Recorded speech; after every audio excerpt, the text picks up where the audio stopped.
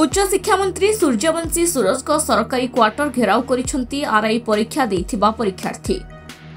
परीक्षा रे अनियमितता और दुर्नीति अभियोग सह ऑनलाइन परीक्षा को विरोध करी सेमाने घेराव करिसेंती। ऑनलाइन बदल रे ऑफलाइन करबाकू सेमाने दाबी जणाइछंती। एनै पूर्वरु उच्च शिक्षा मंत्री और भाजपा राज्य सभापति को जणाई भी किछि फल मिलिनी। आरआई परीक्षा रे व्यापक अनियमितता होइथिबार अभियोग आसिथिला। बौद्धरे किछि अभियुक्त भी गिरफ होइथिले। ऑनलाइन परीक्षा रे त्रुटि होइथिबार आगरु आईटी मंत्री मानिथिले। पूर्वरु फॉरेस्टर और एलआई परीक्षा रे मध्य अनियमितता होइथिला। राज्य सरकार 15 लाख टंका रे चाकरी बिक्री करुथिबा नै परीक्षार्थी अभियोग करिसंती। आमे जतबेले विगत दिन में सरकार को दृष्टि आकर्षण कलु जे पूर्व सरकार कलंक को तम मुंडरे नियनी।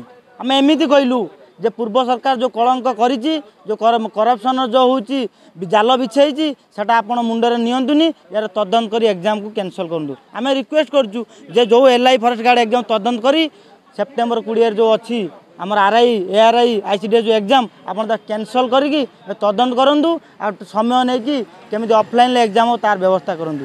किंतु कहला तदंत बाटर रहा नेता नेता बाटर रही आम समस्त करूँ प्रत्येक मिनिस्टर को कहीलु आमर हूँ राज्य सभापति कहीलु समस्त कहीलु क्या आम कही कि माने ना समस्त कहीलु कि तार रिजल्ट आज आम देखिलु जे हूँ करप्शन किमिति गंधटा सारा ओडिशा बाजुची।